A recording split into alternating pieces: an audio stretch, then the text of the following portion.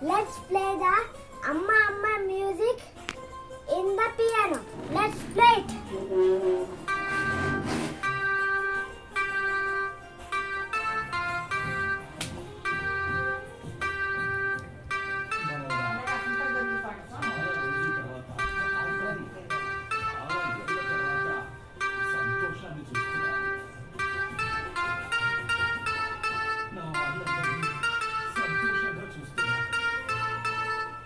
Dapat